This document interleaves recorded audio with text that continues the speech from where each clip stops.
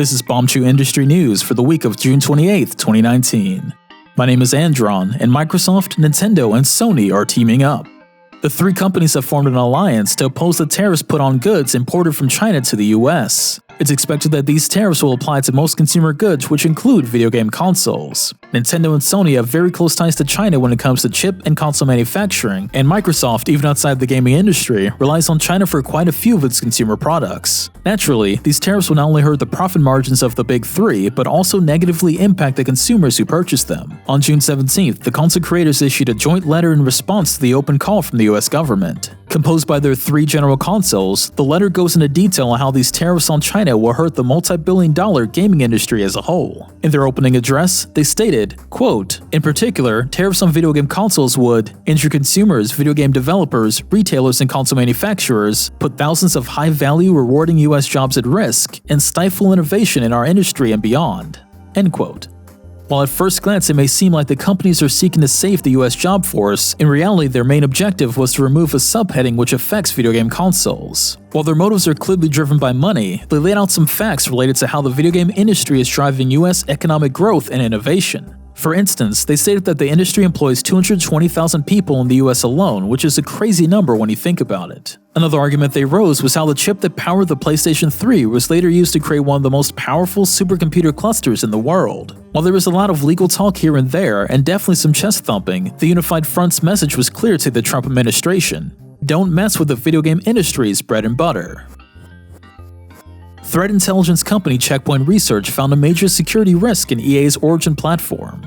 According to their press release on June 26, 2019, Check Point Research investigated and found a chain of vulnerabilities in the Origin gaming client. The vulnerabilities they found could be exploited by attackers without the end users even logging in to provide their credentials. With the use of single sign-on as well as some abandoned but not sanitized subdomains, attackers could grab sensitive consumer information without much effort. After pointing out this massive threat to their users, EA's Senior Director of Game and Platform Security stated, quote, "Protecting our players is our priority. As a result of the report from Cyberint and Checkpoint, we engaged our product security response process to remediate the reported issues. Working together under the tenets of coordinated vulnerability disclosure strengthens our relationships with the wider cybersecurity community and is a key part of ensuring our players stay secure." Reportedly, EA has already patched this vulnerability so players should no longer be at risk of their personal info being exposed through Origin. Checkpoint Research made a point to remind players around the world of some security precautions to take with any online activity. I work in the IT field and can confirm that online security is becoming harder to maintain by the day. Most Fortune 500 companies are combating this threat by enforcing three major policies.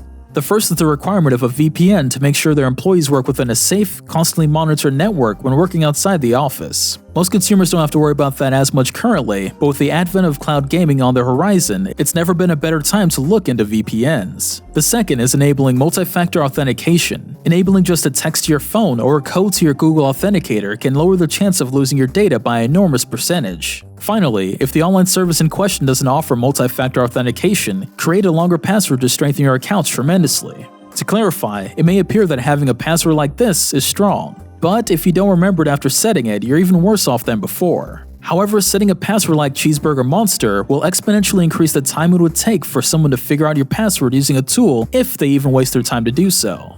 Add in a few caps here and there as well as an exclamation mark and you have a far more secure password than before. I know that last bit wasn't news, but informing everyone on how to be safe while enjoying your favorite hobby, especially when it comes to your private info, will always be worth taking the time to talk about. This week's Indie Watch is Sea of Solitude. Sea of Solitude was announced at E3 2018, and while being published under EA's umbrella, just oozes with style and mystery. The game follows a young woman on a solitary journey that explores the aspects of loneliness. The trailer showed off some incredible set pieces with beast and imagery that would give even Persona a run for its money. The team that presented it at last year's show spoke from the heart, and it was easy to tell that they are pouring their heart and soul into its creation.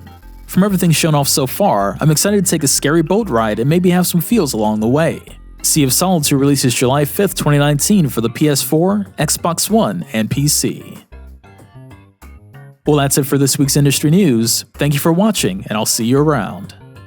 A big thank you to Gabriel Skaggs, Michael Slater, Sort My Games, and all awesome patrons for your support.